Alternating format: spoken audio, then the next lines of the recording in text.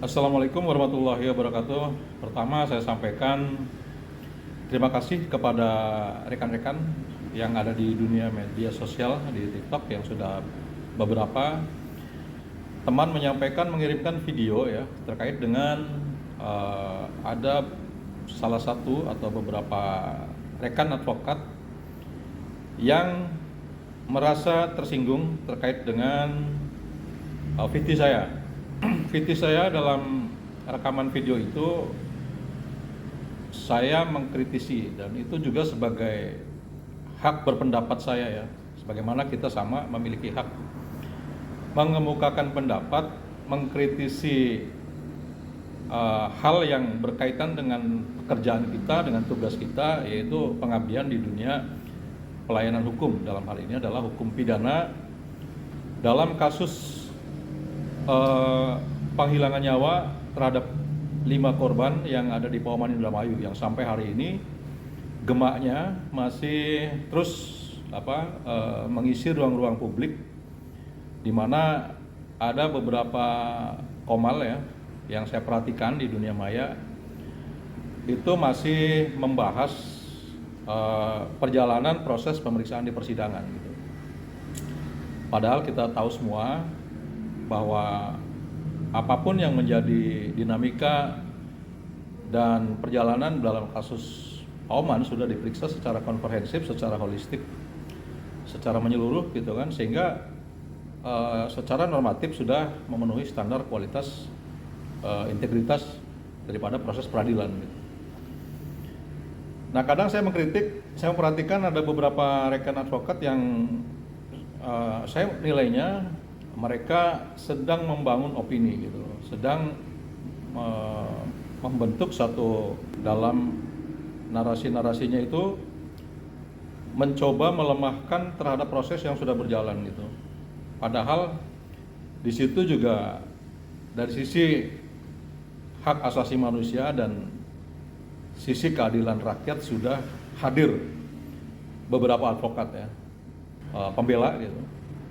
Sehingga saya yakin semua pengacara yang berjibaku di dalam kasus Pauman, dalam mendampingi klien, dalam mendampingi membela hak-hak terdakwa itu sudah secara maksimal ya mereka melakukan seluruh pembelaan dalam konteks melindungi hak asasi mereka sebelum memperoleh putusan yang inkrah gitu, atau presumption of innocence gitu.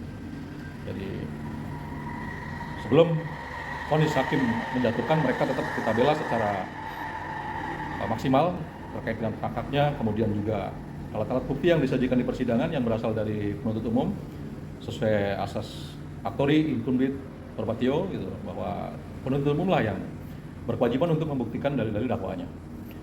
Dari sisi pengabdian seorang advokat dan kiprah daripada penasihat hukum advokat itu sudah betul-betul maksimal kalau saya melihat. Dari pengacara Ririn juga seperti itu. Segala daya upaya sudah dicurahkan, namun masih ada beberapa kekurangan. Saya pikir itulah keterbatasan kita sebagai manusia dan sebagai advokat gitu dalam menghadapi peliknya persoalan kasus yang tentu berbeda-beda ya di daerah yang lain juga mungkin nuansa dan dinamikanya tidak bisa dipersamakan dengan kasus Pauman di Indramayu. Saya pikir itu harus adil kita dalam menatap suatu persoalan gitu. Nah, kemudian ada beberapa orang yang terus-menerus gitu selalu menyalahkan siapapun yang sudah melakukan proses yang semestinya, sehingga hasil daripada putusan itu terus menuai kritik. Dan lagi-lagi saya pikir wajar sepanjang itu memberikan edukasi hukum yang positif terhadap publik ya, terhadap netizen itu. Tapi kalau sudah diwarnai dengan tendensi-tendensi tertentu, mengutip beberapa hal-hal yang menjadi substansi daripada proses peradilan itu, pertimbangan hakim dan lain sebagainya, saya pikir di samping Indonesia tidak mengenal eksaminasi putusan atau eksaminasi hukum gitu, walaupun pada akhirnya eksaminasi itu dikemas dengan bahasa publik gitu, namun tetap saja sudut pandang beberapa halayak itu kan berbeda-beda ya, termasuk juga kita semua advokat yang menangani kasus per kasus gitu. Tentu case-case itu berbeda dari orang yang menangani case ini di suatu daerah menangani case yang lain gitu di daerah yang lain gitu, untuk perbuatan dan fakta materialnya juga tidak mungkin bisa dibersamakan gitu. Sehingga saya pikir saya sebagai orang yang menangani kasus ini dari awal, bahwasanya saya masih kurang sempurna dalam mendampingi Priyo, yaitu saya pertanggungjawabkan baik sebagai diri manusia saya sebagai individu maupun saya sebagai advokat gitu.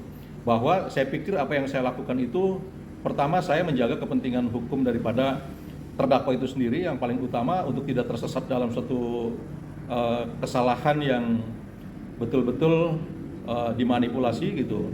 Kemudian juga ada keluarga korban yang juga berharap menemukan keadilan gitu, memperoleh keadilan yang seharusnya, bahwa pelaku pembunuhan ini harus diberikan hukuman yang setimpal. Dari kedua sisi ini saya coba menyeimbangkan gitu antar kedua tugas saya sebagai advokat dan menjaga perasaan korban, yang dimana sesuai dengan alat bukti yang sudah disajikan oleh baik penyidik maupun penuntut umum, bahwa ada kaitannya klien saya ini memang dalam aktivitas gitu yang tidak bisa dibantah oleh apapun, menyertai saudara Ririn Rifanto menjadi pelaku dalam penghilangan nyawa di kasus Pak Oman gitu. Jadi fakta-fakta yuridis yang sudah terungkap sejak awal penyidikan sampai dengan di persidangan itu sudah sulit dibantah, dan strategi saya pasti semua advokat ketika melihat fakta-fakta yang sudah sulit untuk keluar dari jerat hukum yang akan menimpa kliennya, tentu akan berusaha sebisa mungkin untuk bisa memperoleh keringanan itu. Bahwa pada akhirnya klien saya juga tidak memperoleh vonis yang meringankan. Saya pikir itu sudah harus kita hargai ya. Dan tentu sebagai pribadi juga saya tetap kecewa dan tetap mengkritisi semua apa yang menjadi dasar-dasar pertimbangan hakim dalam menjatuhkan vonis terhadap klien saya.